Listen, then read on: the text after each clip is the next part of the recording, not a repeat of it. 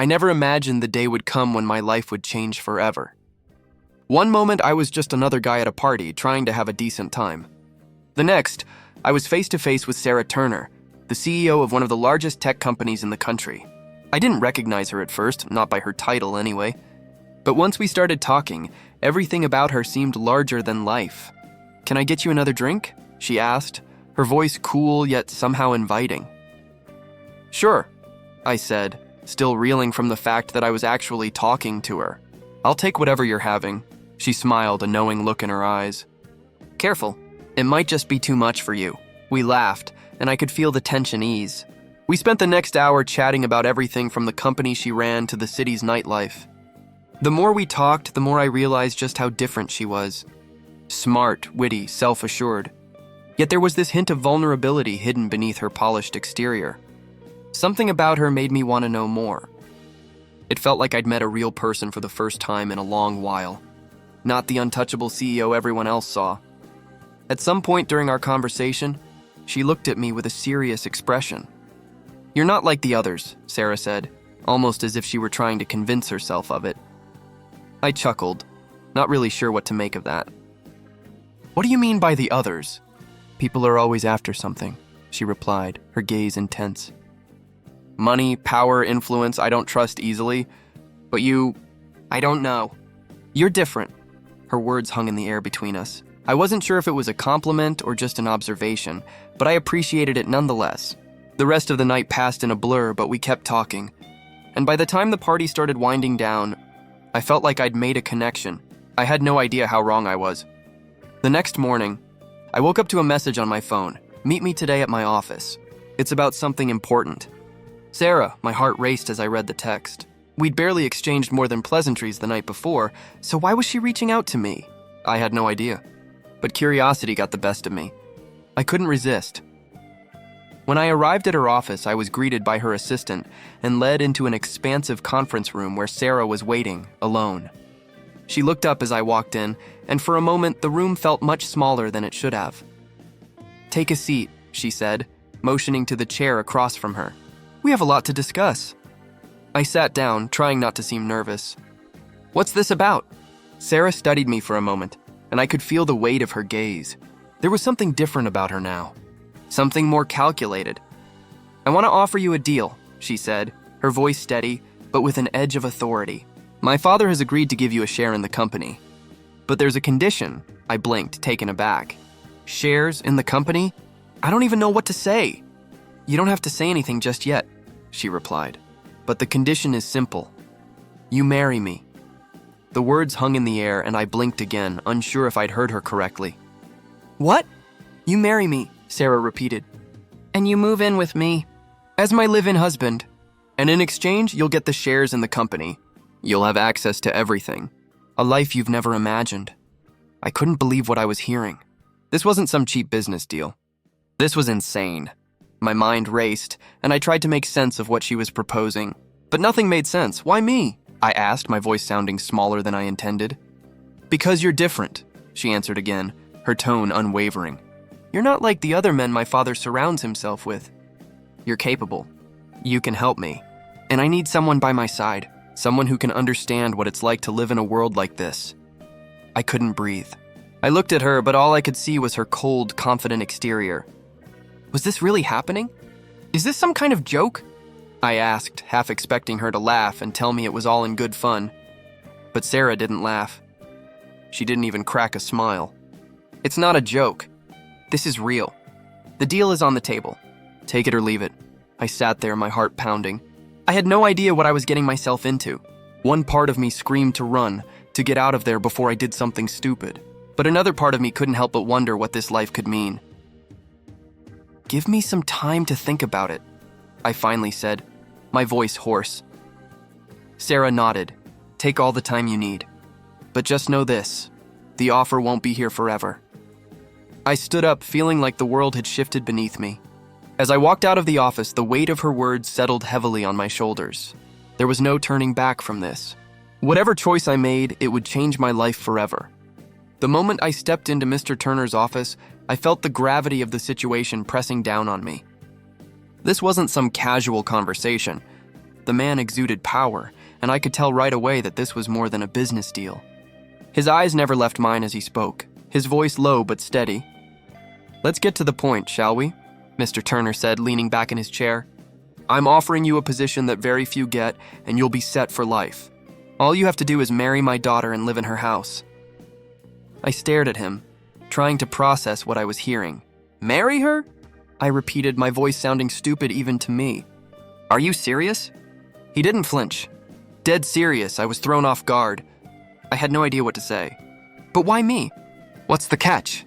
"There's no catch," he said, his eyes narrowing as he studied me. "You marry Sarah, live with her, and you'll get shares in the company. Not just any shares, controlling interest. You'll be part of the future of this company." It sounded absurd, like something straight out of a bad soap opera, but the look in his eyes told me this wasn't a joke. This was real. "Wait, you're saying you want me to be her live-in husband?" I asked, my voice cracking just a little. I couldn't believe I was saying those words out loud. "That's exactly what I'm saying," he replied, unfazed. "You'll share her life, her home, and you'll run the company side by side with her. And when the time is right, you'll take over." I tried to wrap my head around it. This was insane. The more he spoke, the more surreal it felt. How could this man be offering me this? A regular guy with no connections, no real ambition beyond surviving another day. But there it was, an offer I couldn't ignore. "What does Sarah think about all this?" I asked, hoping to hear that this was somehow her idea, that she was on board. But Mr. Turner's expression shifted, and I saw something flicker behind his eyes, a mixture of something almost cold and calculating. "Sarah doesn't have a choice," he said, his voice low. "She's been groomed for this her whole life. She just doesn't know it yet. She'll come around," I swallowed hard. "And if I don't accept, then you walk away." "But let's be clear," Mr. Turner's voice sharpened. "You'll walk away with nothing. No future, no security. You're just another face in the crowd. Your life will remain exactly as it is." I felt the pressure building, the weight of the decision pressing on me. I had nothing. Nothing worth mentioning, at least. The job I was doing wasn't going to make me rich, and the life I had seemed small compared to what he was offering. But was I really willing to throw everything away for this? Before I could respond, he leaned forward, his eyes intense. "You'll get her company, her life, and everything that comes with it. You'll be a part of the Turner legacy. What's it going to be?" I didn't want to admit it, but I could feel myself leaning toward yes. This was too big to pass up. But that nagging feeling in the back of my mind wouldn't go away. I could already see the cracks in this shiny deal. What was really behind the curtain? "I need some time to think," I said, trying to buy myself a moment. I didn't want to appear desperate. Mr. Turner didn't seem upset by the request. He merely nodded. "Take all the time you need. But don't take too long. This offer won't be here forever." I walked out of his office with my head spinning. I had no idea what I was getting into. But at that moment, I knew one thing. I was going to say yes. When I moved into the mansion a week later, everything changed. Sarah barely acknowledged my presence. I was just another part of the furniture, it seemed. But I'd seen the way her eyes flickered when she looked at me, as if she couldn't decide whether to hate me or just ignore me completely. But the mansion, it was like nothing I had ever seen. Everything was polished, perfect, too perfect. It felt like stepping into a dream I had no place in. As I wandered through the halls, I could almost feel the weight of expectations hanging in the air. This wasn't a home. It was a battleground where everyone had their role, their place, their purpose. And mine was clear: be Sarah's husband, live in her world, take the company. As days passed, I started noticing things. Little things. The way Sarah didn't eat dinner with me, but retreated to her office instead. How she'd disappear for hours at a time, only to return with that same cold mask on her face. But sometimes, late at night, I'd catch a glimpse of the real Sarah. The one who had to pretend everything was fine, when it clearly wasn't. One night, I found her staring out the window, her back to me. "I don't belong here," she whispered, her voice barely above a whisper. "What do you mean?" I asked, stepping closer. I didn't know why, but I felt drawn to her pain. This life," she said, turning to face me. Her eyes were sad but fierce. "It was never my choice. But now I have to play the part. I have to keep going for my father. For the company? But I hate it." The words she spoke shattered the illusion I had built around her. She wasn't the powerful CEO I thought she was. She was trapped. And somewhere deep inside, I realized I was too. I didn't know if we could ever escape, but I knew one thing for sure. I wasn't the only one with something to lose. Living in Sarah's mansion felt like living in a gilded cage. The house was grand, everything polished to perfection. But there was something suffocating about it. No matter how beautiful the surroundings, it always felt empty, like the walls were closing in on me.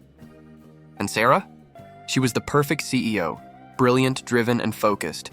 But outside of her work, it was like I was a stranger in her life. We barely spoke except for formal meetings. Our interactions felt like two people following a script, never veering off course. One night, though, everything shifted. It was late, much later than usual, and I found myself walking down the long hallway toward the kitchen for a late-night snack. The house was quiet, but then I heard it, Sarah's voice coming from the living room. I hesitated for a moment, wondering if I should just go back to my room. But something pulled me forward. I found her sitting on the couch, staring at the fireplace. She didn't hear me approach, and I almost turned back, but then she spoke without looking at me. "Can't sleep either, huh?" I paused, unsure of what to say. "Yeah, I guess I'm just thinking." She nodded, finally turning to face me. There was no mask on her face now, no CEO persona. For a moment, she just seemed human.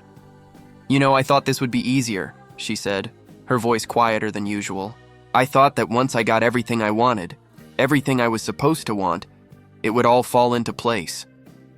But it hasn't, it's all hollow." I didn't know how to respond. It wasn't the Sarah I was used to, the confident, untouchable woman. It felt like I was seeing a crack in her perfect armor. "Why do you think that is?"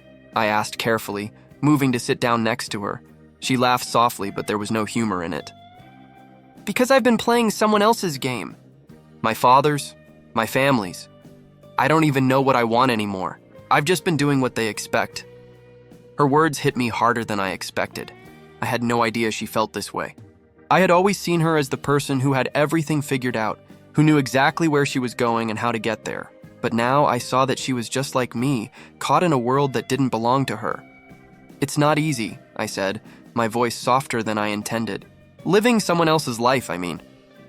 She met my eyes then, and for a second, I saw something vulnerable behind her usual hard gaze. "It's not," she agreed. "But you wouldn't understand. You're not bound to this. You don't have a father breathing down your neck telling you who to be, what to do. I never had a choice. I didn't know what to say to that." Maybe she was right. Maybe I couldn't understand. But I could feel her pain, the frustration building up inside her, and for the first time I realized how much she was trapped in this life. She wasn't the cold, calculating CEO I'd first met. She was just a person, someone trying to make sense of a world that had been handed to her. "I'm sorry," I said before I could stop myself. "About everything. The way things turned out." She tilted her head as if she hadn't expected me to say that. "It's not your fault," she replied, her tone softer now. "You didn't ask for any of this." Neither did I. I felt the weight of her words settle over me. It was true. We were both caught in this web of expectations, both trying to survive in a world that didn't care what we wanted. "I never had a choice either," I said, more to myself than to her. "But maybe it's time we start making our own choices." She didn't say anything for a long moment, but when she did, her voice was steady. "Maybe. I don't know why, but in that moment, I felt like we were on the same level. For once, I didn't feel like I was just a pawn in some game. I wasn't just Sarah's live-in husband anymore. I was starting to see her as a person, not a part of her father's empire. Maybe she wasn't the only one who needed to break free. At first, I thought things were changing between Sarah and me. We had those late-night conversations where the walls between us seemed to crumble just a little. I was starting to see a different side of her, one that wasn't hidden behind her business persona.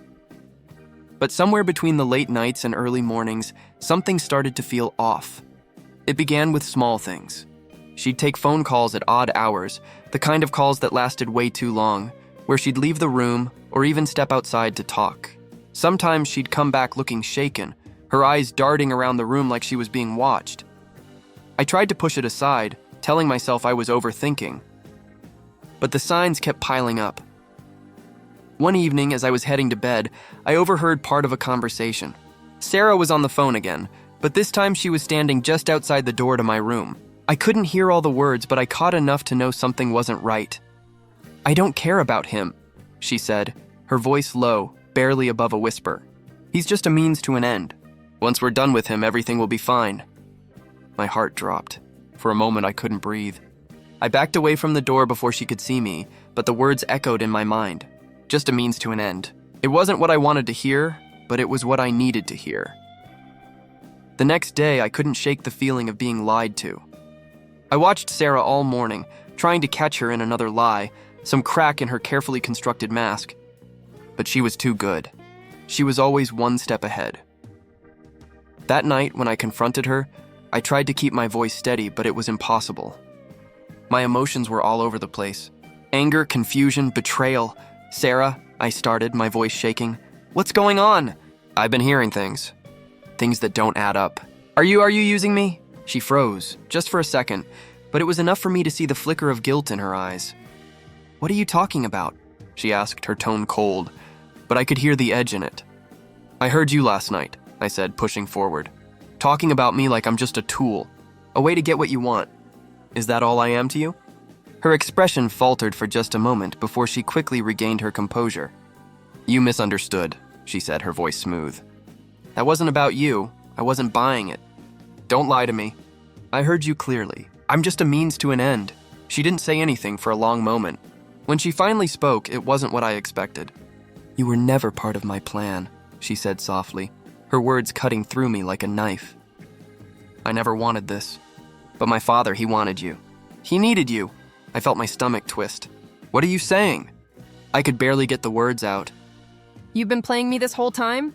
Her eyes softened, but there was no apology in them. "It wasn't just me. It was my father. You think this whole thing was about you, but it was never about you.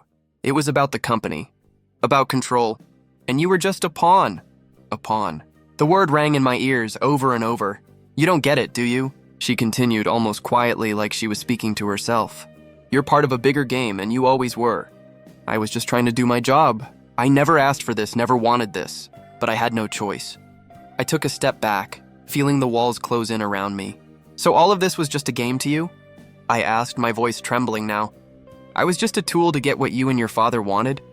She didn't answer right away. When she did, it was with a sigh, like the weight of it all had finally sunk in. "Yes," she said, barely above a whisper. "I'm sorry. I didn't want it to happen this way, but it did." I didn't know how to respond. Part of me wanted to shout, to scream, to throw it all back in her face. But instead, I stood there, numb, the pieces of the puzzle clicking into place. This whole time, I thought she was someone I could trust. But she had never trusted me. She had never wanted me. I turned to leave, but something made me pause. I looked back at her, but she wasn't looking at me anymore. She was staring at the floor, her hands clasped tightly in her lap. "Do you hate me now?" she asked, her voice small, almost fragile. I didn't know what to say. I wanted to hate her. I should hate her. But as much as I tried, I couldn't bring myself to do it. Not yet. "I don't know," I said quietly, my throat tight. "I don't know anymore." And with that, I left, the weight of her words crushing me as I walked away. The words Sarah had said to me still echoed in my mind. "You were never part of my plan. You were just a pawn." I couldn't shake them, couldn't forget the way they had landed, cold and final, like a door slamming shut in my face. I felt humiliated, betrayed. I had trusted her, believed in her. I had let myself think that she was more than just a businesswoman, more than just a cold, calculating player in her father's game. But in that moment, I saw it for what it really was. I had been nothing more than a tool, a means to an end. I stood there in the empty hallway of her mansion, trying to swallow down the bile rising in my throat. I could feel the anger bubbling beneath my skin, threatening to spill over. I wanted to lash out, to confront her, but something held me back. I wasn't that man anymore. I wasn't going to let my emotions control me. I turned and walked to my room. As I passed through the door, I slammed it shut behind me, locking myself in. I needed a moment to breathe, to think. The truth stung, but it also lit a fire inside me. I had been played, yes, but I wasn't going to sit around and wait for them to pull the strings any longer. I had made a decision. It was time for me to take control. Over the next few days, I started making moves. Little ones at first. I spent hours going through the company's records, learning the ins and outs of their operations. I used every moment Sarah was out of the house to study the reports, figure out what I could use to my advantage. There was power to be gained here, power I had been handed on a silver platter, and I was done letting Sarah and her father pull the strings. I met with people in the company, colleagues I'd never paid much attention to before. I needed to build alliances to gather information. Slowly, I started to earn their trust, talking to people in the halls and the elevators during meetings. They saw me as someone who was serious, someone with potential. One afternoon, I was in the conference room poring over financial statements when I heard the door creak open. I didn't need to look up to know who it was. Sarah. Working hard? Her voice was casual, but I could sense the tension beneath it. She always knew how to play it cool, like she was in complete control. But I could see through the act now. Just getting up to speed, I replied without looking up. My tone was even, but inside I could feel the anger bubbling up again. This was my moment. I wasn't going to let her see me falter. She stepped closer, and I could hear the click of her heels on the floor. "You're not giving up, are you?" she asked, her voice soft but carrying an edge. I set the papers down and finally met her eyes. Giving up? No, why would I give up now? It's too late for that. She raised an eyebrow, clearly intrigued but trying to maintain her composure. "What are you planning to do exactly?" I leaned back in my chair, crossing my arms. "I'm learning. I'm figuring out what's been happening behind the scenes. I'm going to make sure I'm not just another pawn in your game." Her expression flickered, just for a moment. You think you can just take over? She asked, a slight laugh in her voice.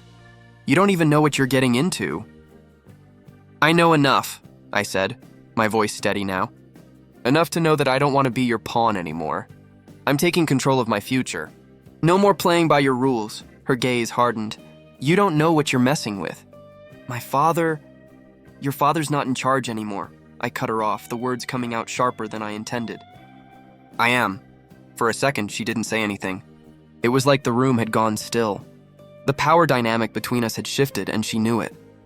She'd been in control for so long, but now it was my turn. Finally, she spoke, her voice low. "You think you can take over? You're just a man who got lucky. Maybe," I said.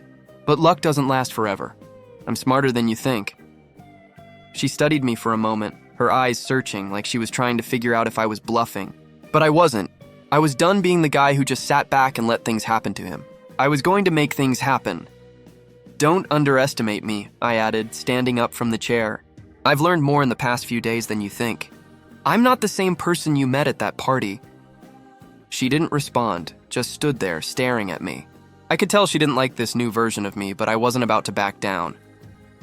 As she turned to leave, I couldn't help but feel a surge of satisfaction. I was in control now. I wasn't going to let her or her father run my life anymore. The game was changing, and this time, I was the one who would call the shots.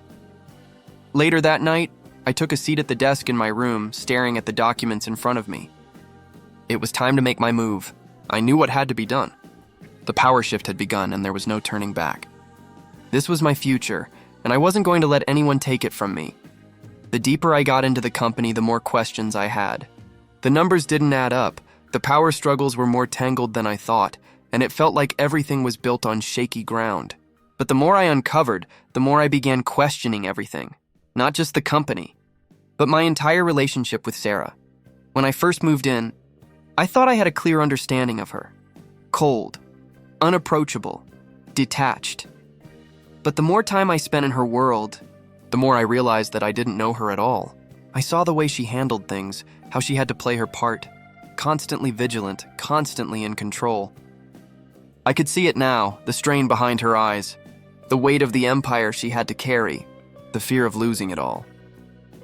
One night I was sitting in the office reviewing reports when Sarah walked in. Her presence was commanding, but her eyes, those eyes were different. There was something there, a vulnerability I hadn't noticed before. I wanted to say something, but words felt too small, too insignificant. She leaned against the doorframe, watching me. "Still working?" she asked, her voice a little too calm, too controlled. "Yeah," I said, glancing up briefly. "Got a lot to go through." She pushed herself off the doorframe and walked in, standing across from me, her arms crossed. "You've been acting different lately," she said, her gaze narrowing slightly. "What's going on?" I didn't know how to answer that. How could I explain that the more I saw, the less I understood? How could I tell her that the facade she built, her strength, her coldness, was starting to crumble in front of me? How could I admit that I wasn't sure where we stood anymore? "I've been looking into things," I said, trying to keep my voice steady. "Trying to figure out what's really going on here." Her expression tightened, and she moved closer, her eyes scanning my face. What do you mean by that? She asked, her tone sharp. "Everything," I said, dropping the report on the desk and standing up. "The company, the way it's run. I'm starting to see how much of it is a house of cards." She didn't say anything for a moment, just stared at me. There was something unspoken in her gaze. Fear? Regret? Maybe a little of both. "You shouldn't have to worry about that," she said, her voice quieter now. "That's my responsibility." "Is it?" I asked, taking a step closer to her. "Seems like you're carrying a whole lot more than just responsibility. You're carrying a weight you don't want." She looked away then, and I saw it. The flicker of pain in her eyes that she always tried so hard to hide. "I didn't ask for any of this," she said softly, almost to herself. "None of it. But I can't back out now. Too much is on the line." I was silent for a moment, trying to process everything she had just said. Too much is on the line. It was the same feeling I had. We were both prisoners, trapped in lives we didn't choose, forced to play a game neither of us understood. "You don't have to keep doing this," I said, my voice softer than I intended. "You don't have to carry this alone." She shook her head, her eyes locking onto mine. "I don't know any other way," she replied. "And neither do you." I didn't know what to say. She was right. We were both stuck, caught in a web of our own making.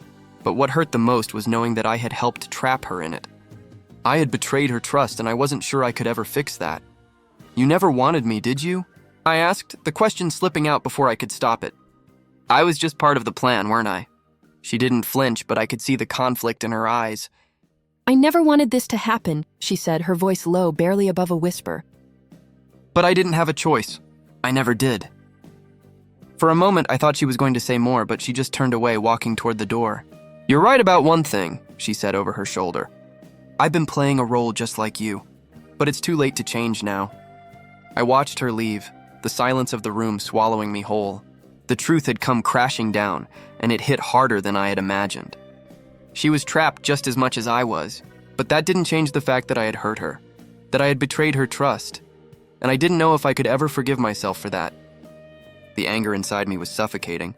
It was like a fire burning its way through my chest, making it hard to breathe, to think. I had been humiliated, manipulated, and used by people I trusted. And the worst part? I had let it happen. Now I was done. No more playing their game. No more being a pawn. I had spent days trying to sort through my feelings, trying to make sense of everything. But the truth was clear. Sarah and her father had treated me like I was disposable. I wasn't going to let that go. Not now. Not ever.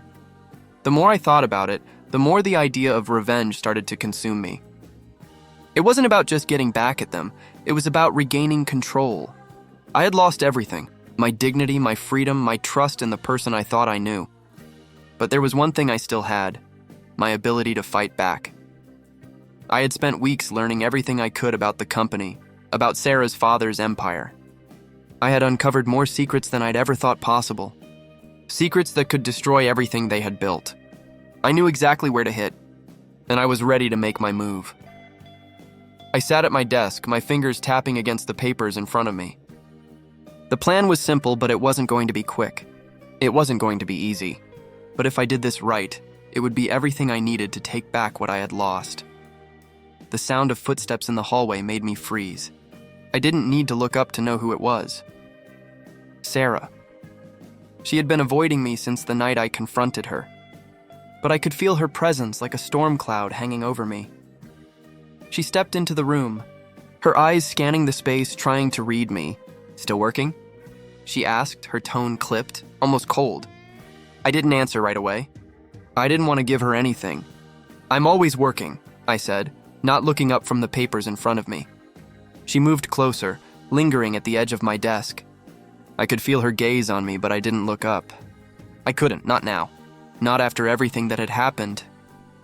"Something's different," she said quietly, her voice a little softer now. "You've been distant, cold." I let out a laugh, but it wasn't funny. You don't know what cold is, Sarah, I said, finally looking up at her. You never did. You and your father... I cut myself off before I said too much. Her expression hardened, her lips pressed into a thin line. Don't start with that. We've been through this. I stood up, my hands braced on the desk. No, we haven't been through anything. You used me. You both used me. And I let you. My voice was rising, but I couldn't stop it.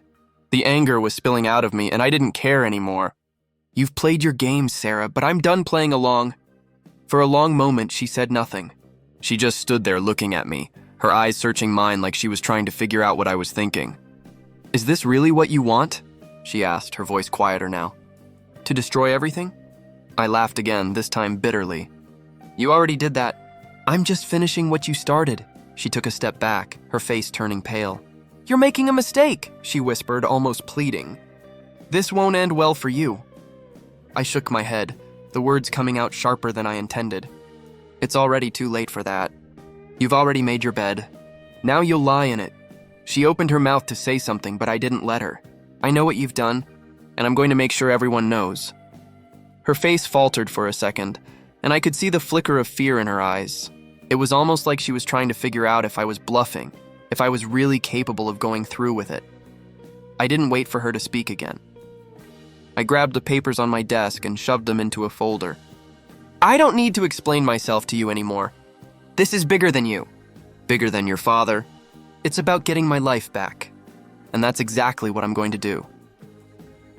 As I turned to leave the room, I could feel her watching me, but I didn't look back. I didn't need to. The plan was set and I was ready to execute it. I wasn't just going to make Sarah and her father pay for what they had done to me. I was going to take everything from them. I was going to tear down their empire and rebuild my own. I knew it wouldn't be easy. I knew it would cost me more than I was willing to pay. But at that moment, I didn't care. The road to revenge was long and I was just beginning my journey. But as I walked out of the room, one thought kept running through my mind. Would I even be able to survive the aftermath of my choices? I had expected this. I'd been waiting for the moment when the inevitable happened. Sarah and I had come to a point where nothing between us was real anymore. What we had, if you could even call it that, was built on lies, manipulation, and betrayal. But I didn't anticipate this twist. I was in my office, poring over documents, when I got the call. It was late, too late for anyone to be calling, but I knew the voice before it even spoke. Meet me in the study. Sarah's voice came through, tense, almost pleading. Now, I hesitated. The last time we'd spoken, things had been strained, to say the least. But something in her voice made me stand up, a tight feeling in my chest that told me something had changed. I walked to the study, each step heavy with uncertainty. When I reached the door, I found it slightly ajar. I didn't knock. I just walked in. Sarah was standing by the window, her back to me. She didn't turn around as I entered, and for a moment I just stood there watching her. She looked smaller than I remembered, more fragile. The cold CEO mask was gone, replaced by something I wasn't sure I recognized. I know what you're going to say, I said. Breaking the silence, she didn't respond, but I could hear her breath catching in her throat. Finally, she turned around, her eyes red and tired. I didn't come here to apologize, she said quietly. I came here because I'm tired of running from what I've done. Is that supposed to make me feel better? I asked, my voice more bitter than I intended. After everything, now you're tired of running? She stepped closer, the space between us shrinking with every step. I never wanted this. I never wanted to hurt you. But I did. I've been playing my own game, one of redemption. Trying to fix what I destroyed. Trying to make things right with you? But it's too late for that. I stared at her, trying to read the sincerity in her eyes, but I couldn't find it. I wanted to believe her. I did believe her in some part of me. But the damage had been done. There was no going back. You can't fix this, Sarah, I said, my words harsh, but they came from somewhere deep. You've done too much. You lied to me, used me, played me like a fool, and now you want redemption? Her eyes flickered, but she didn't look away. I'm not asking for your forgiveness, she said, her voice cracking slightly. I'm just trying to be honest with you. I can't change what I did, but I need you to understand that I never meant for it to end this way. I don't know what you want from me, I said, my chest tight with frustration. You've hurt me more than anyone else could. How am I supposed to just understand that? She stepped forward again, closer now, almost too close. I don't expect you to forgive me, she whispered, her breath soft against my ear. I just want you to know the truth. I took a step back, shaking my head. And what truth is that? That you've been manipulating me the whole time? That everything we've shared was just part of your game? Her face fell, the walls she'd built around herself cracking for just a moment. I never wanted you to be part of that, she said, voice barely above a whisper. I never wanted to hurt you, but I had no choice. I was trapped, just like you. Trapped by my father's expectations, by everything he made me do. I felt the weight of her words, but I couldn't let myself fall for it. So you're telling me you were a prisoner too? I scoffed, shaking my head. You knew exactly what you were doing. You could have walked away at any time, but you didn't. She winced at the words, but didn't argue. The silence stretched between us, heavy with everything that had gone unsaid. And in that silence, I realized something I hadn't been able to face until now. I was angry, furious. But there was something else, too. Something darker, deeper. Fear. Fear that all of this, every decision I'd made, had led me to this point. And now the choices I had made, betraying her trust, taking control, were starting to come full circle. What do you want from me, Sarah? I asked again, more quietly this time. What's left for us? After everything? She didn't answer at first, but her eyes softened. I don't know, she whispered. I don't know if there's anything left for us either. But I had to try. I had to at least say something. Because this isn't just about revenge anymore. It's about survival. And I don't know if I can survive without you in my life. I shook my head, my mind spinning with everything she had just said. The room felt like it was closing in on me, the walls pressing tighter with each passing second. I had come here to confront her, to finally finish what I had started. But now, standing here, hearing the pain in her voice, I wasn't sure what I was supposed to do. What was the cost of revenge? Was it really worth all of this? The lies, the betrayal, the broken trust. I had spent so long convincing myself I was in control, but now I wasn't so sure. You don't get it, do you? I asked, my voice cracking. You've already taken everything from me. What's left to fix? What's left for either of us? She stared at me, her expression unreadable before she whispered, I don't know. But I'm sorry. I wish there was more I could do. And with that, I walked out, the weight of our last conversation crushing me. The stakes were higher than ever before, and I didn't know if I could live with the consequences of my actions. The final piece of the puzzle clicked into place and I felt it, a strange, hollow satisfaction. I had done it. I had taken down the empire Sarah's father built. Every secret I had uncovered, every move I made, it had all led to this moment. His empire was crumbling, and the people who had once been his pawns were now scattered, uncertain of what to do without his guidance. I should have been celebrating. I should have felt triumphant. But as I stood there staring at the aftermath, all I could feel was emptiness. I hadn't anticipated how hollow it would feel. The weight of my actions crushed me as I walked through the empty halls of the mansion, each step echoing louder than the last. The victory that had seemed so sweet in the beginning now felt like a burden too heavy to carry. I had won, but at what cost? I sat down in the chair by the window, staring out at the view I had once admired, but now it felt distant, meaningless. The city below was a blur, a landscape I had conquered but no longer cared to claim. What was the point? What had I really gained? The door creaked open, and I looked up, not surprised to see Sarah standing in the doorway. She didn't speak at first, just watched me, her gaze soft and unreadable. There was a sadness in her eyes that I hadn't seen before. It was as if she understood exactly what I was feeling. Is this what you wanted? She asked, her voice quiet. I shook my head, unable to find the words to explain. I thought it would be different. I thought I'd feel in control. But now, my voice trailed off, and I looked down at my hands, the hands that had torn everything apart. She took a step closer, her voice almost a whisper. You've lost something, haven't you? I nodded, the weight of her words sinking in. I thought I'd win, but I didn't think about what I'd lose along the way. All I wanted was to take back what you and your father took from me, but now I'm not even sure who I am anymore. Sarah stood there, her gaze never leaving me. I didn't want this for you. I didn't want any of this. But you're right. You've taken it all. What happens now? I looked at her, the question hanging in the air between us. What happens now? I echoed. I don't know. What's left? I've destroyed everything, my future, my integrity, us. And for what? To stand at the top of the mountain and realize there's nothing left to claim. She stepped forward, her voice soft. Maybe you're right. Maybe there's nothing left for you to claim. But that doesn't mean you have to keep walking this path. You've destroyed so much, but you don't have to destroy yourself too. I didn't know how to respond. She was right in some ways. But what could I do now?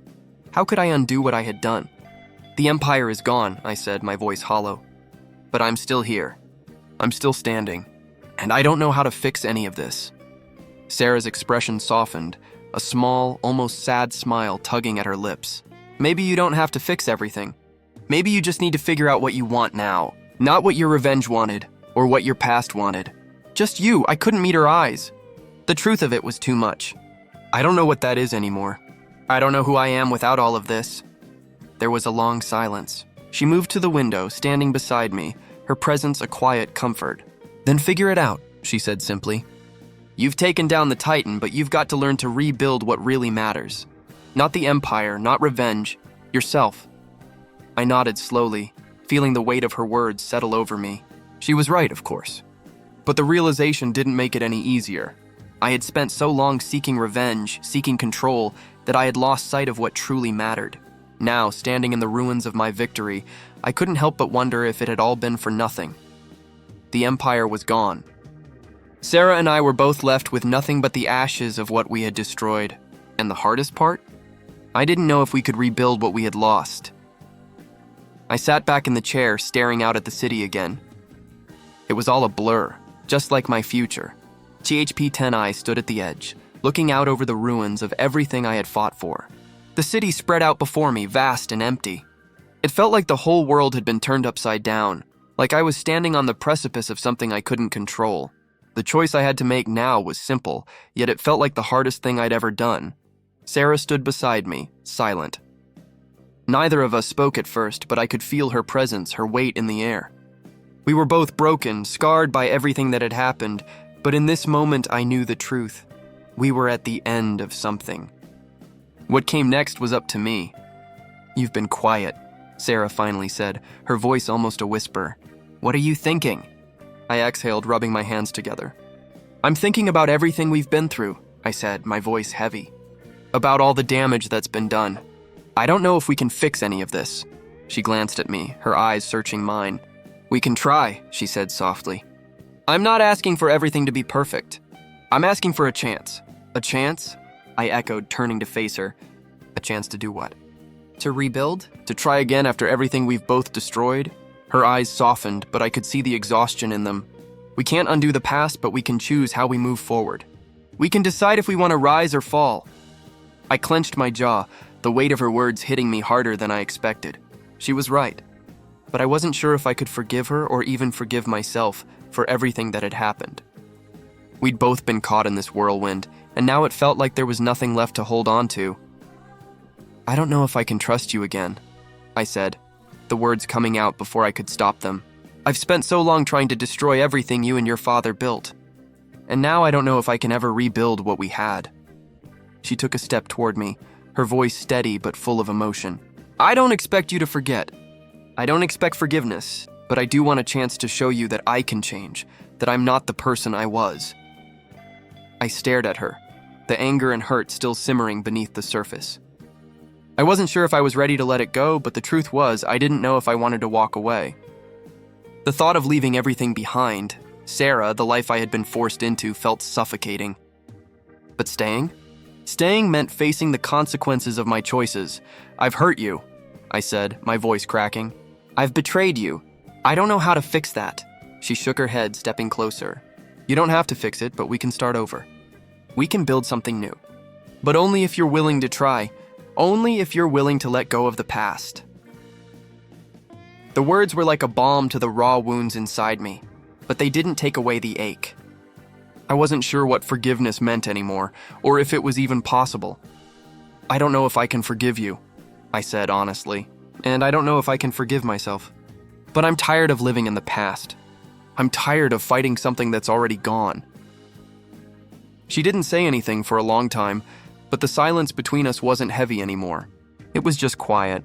A moment of peace maybe, Or maybe it was the calm before the storm. Then let's rebuild, she said, her voice strong, more sure than I'd heard it in a long time. Let's rebuild us, even if it's broken. We can't change what we've done, but we can choose what happens next. I looked at her, really looked at her for the first time in what felt like forever. The anger, the resentment, it was still there, but it wasn't enough to keep me from wanting something more. What about you? I asked, my voice softening. What happens if we can't make it work? What happens if I can't give you what you want? Her smile was small, but it held a glimmer of hope. Then we'll figure it out. We're both broken, but that doesn't mean we can't heal. We just have to try, together. I stood there for a long moment, letting the weight of her words settle into me. The choice was mine. We could either rise from the ashes, or we could let everything fall apart for good. I knew it wouldn't be easy. I knew it wouldn't be perfect. But maybe, just maybe, I could find a way to forgive, to rebuild. All right, I said, the words feeling heavier than they should. Let's try. And as I stood there facing Sarah, knowing how much we had lost, I realized that maybe redemption wasn't about fixing everything. It wasn't about erasing the past. It was about moving forward even when it felt impossible. It was about finding the strength to rise no matter how hard the fall.